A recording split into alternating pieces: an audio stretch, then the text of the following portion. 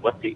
ये तो कह रहे थे कि इमरान खान की हुकूमत हम हटा रहे हैं कि महंगाई बहुत ज्यादा हो गई है। तो ये पिछले 50 दिन के अंदर जो है महंगाई में कम नहीं हुई, बल्कि 3.5 साल की महंगाई एक तरफ है और इनके 50 दिन की महंगाई जो है वो एक तरफ है।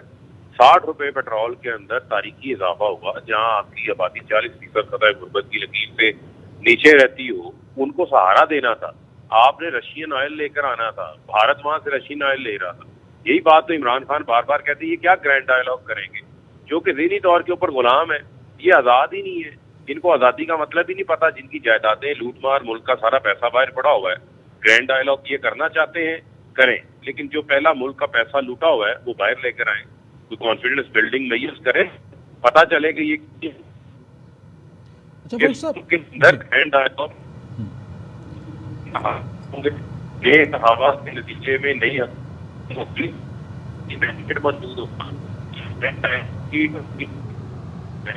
इनकी मिसमैनेजमेंट है, इनकी नाअहली है, उसको ये ग्रैंड डायलॉग के पीछे छुपाना चाहते हैं बुनियादी तौर के ऊपर। इसके अलावा जो इस हुकूमत के अज़ाइम है इसको बंद करना चाहते हैं। हर जगह के ऊपर देखें इनकी मैला इनकी जो है वो बदनीयत ही नजर आती है। और आज फोरम के ऊपर वो खड़े होकर कर रहे थे बुनियादी तौर मैं समझता हूँ कि उनको ये देखना चाहिए कि अगर हर पाकिस्तानी जो है वो कंट्रीब्यूट कर रहा है तो इनकी कंट्रीब्यूशन पाकिस्तान के लिए क्या है। इनकी कंट्रीब्यूशन तो सिफर बराए सिफर है। खुद 11 रोज 50 दिन के अंदर मुल्क से बाहर गुजार के आए हैं। फारूक साहब कंट्रीब्यूशन की बात कर रहे हैं तो यहाँ तहरीक इंसाफ का कंट्रीब्यूशन क्या ये नहीं होना चाहिए कि अगर तमाम इदारे बैठते हैं, तमाम स्टेक होल्डर्स बैठते हैं और वाकई कोई दरमियाना हल निकाला जाता है मुल्क की खातिर और इस वक्त जो बुरे हालात हैं उनको बेहतर करने की खातिर, तो क्या पाकिस्तान तहरीक इंसाफ इसका हिस्सा बनेगी? देखिए मैं आपको ये कह रहा हूँ, आज गवर्नर स्टेट बैंक का जो है वो पॉडकास्ट चल रहा है कि इमरान खान ने कोविड के दौरान जिस तरीके से मुल्क की मईशत को चलाया, उसके अंदर आपकी एक्सपोर्ट्स बढ़ रही थी, आपकी जो है वो इंडस्ट्री लग रही थी, आपका जो है वो मईशत 6% ग्रोथ दे रही थी। और उन्होंने ये भी बताया मौजूदा गवर्नर स्टेट बैंक ने, उनका स्टेटमेंट भी मौजूद है, वो भी चला के लोगों को दिखाएं कि दुनिया की मईशतें वहां से बढ़ रही थी। क्या जरूरत थी इमरान खान की हुकूमत को हटाने की? क्या जरूरत थी उस तसलसल को तोड़ने की? ये जो आज 50 दिन के अंदर हशर नशर फारूक साहब कता कलामी के लिए माजरत सर, आज उनका ये बयान तो एक तरह की एक्सेप्टेंस है ना कि मामलात को वो हैंडल नहीं कर पा रहे और इसी के लिए वो मदद की जाए, मदद के लिए एक तरह की पुकार है। तो और जो आप लोगों की कारकर्दगी थी वो आप खुद भी बता रहे हैं, तो इस सिलसिले में भी तो आप अपना किरदार अदा कर सकते हैं ना। पाकिस्तान के लिए, पाकिस्तान की बेहतरी के लिए हमने हमेशा किरदार अदा किया है, आज भी हम किरदार अदा करने को तैयार हैं, लेकिन उसका एक बुनियादी नुक्ता है, बुनियाद है एक आवाज की तरफ पाकिस्तान की आवाम को अपनी हक राय इस्तेमाल करने दें।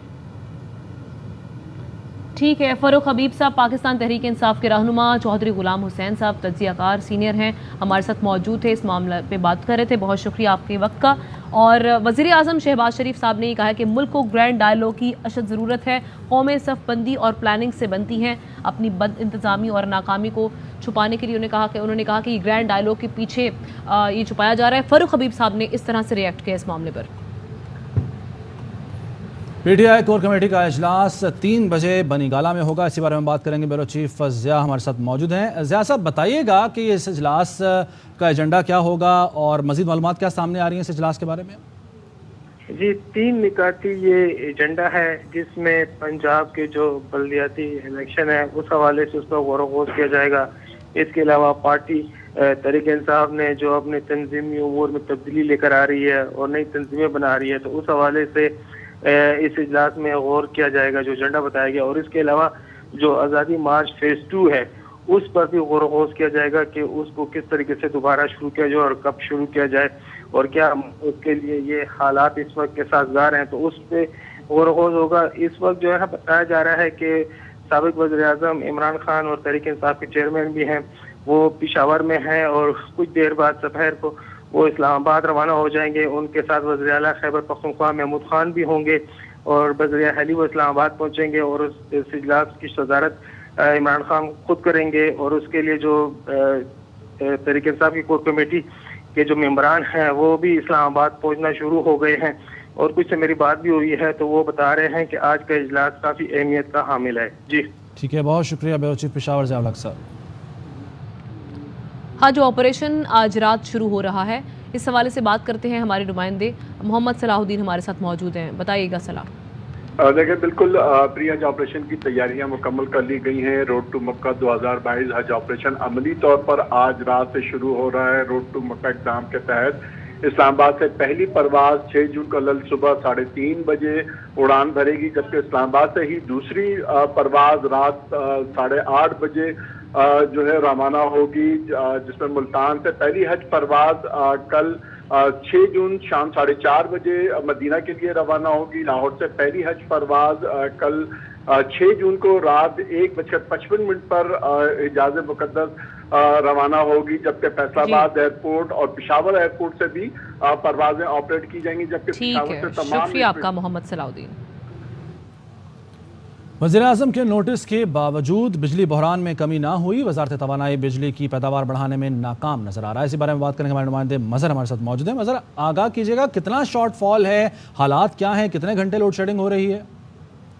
जी, वज़ीर-ए-आज़म शहबाज शरीफ ने गुज़श्ता रोज बिजली की बदतरीन लोड शेडिंग का नोटिस लिया था और एक हंगामी इजलास तलब किया था और उन हुकाम को ये कहा था कि मुझे लोड शेडिंग में फौरी तौर पर कमी चाहिए। लेकिन उनके इस इकदाम के 24 घंटे बाद भी बिजली की लोड शेडिंग में कोई कमी नहीं हुई और इस वक्त भी बिजली का जो शॉर्टफॉल है वो 7000 मेगावाट से जायद है। बिजली की जो रसद है वो 20,000 मेगावाट है, जबकि तलब जो है वो 27,300 यानी 7,300 का शॉर्टफॉल। और आज वैसे भी तातील है, सरकारी दफातर फैक्ट्रियां बंद हैं और अभी तक भी 7,300 मेगावाट का शॉर्टफॉल है और 8 से 14-15 घंटे बिजली की लोड शेडिंग इस वक्त हो रही है। बड़े शहरों में 8 घंटे है, जबकि छोटे शहरों और देहात में 14-15 घंटे बिजली की लोड शेडिंग हो रही है। ज़राए ने यह बताया है कि अभी तक जो तेल, गैस और जो दीगर ज़राए हैं IPPs को और पावर जनरेशन कंपनियों को हुकूमत ने मुहैया करने होते हैं, वो नहीं कर सकी, जिसके बायस बिजली की जो पैदावार है वो बिजली की पैदावार मुतासर हुई है। बहुत शुक्रिया आपका आगाह करने के लिए मज़हर इकबाल। लाहौर के जनरल हस्पताल से नौमौलूद बच्चे को अगवा किया गया। MS का कहना है कि नामालूम खातून ने बच्चे की वालिदा को झांसा देकर बचा लिया। बच्चा पैदाइश के फौरी बाद अहले खाने के हवाले कर दिया गया था।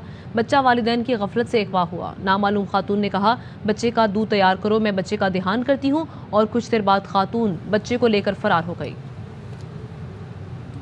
न्यूज़ स्टूडियो से फिल वक्त इतना है। देखते रहिए ARY न्यूज़।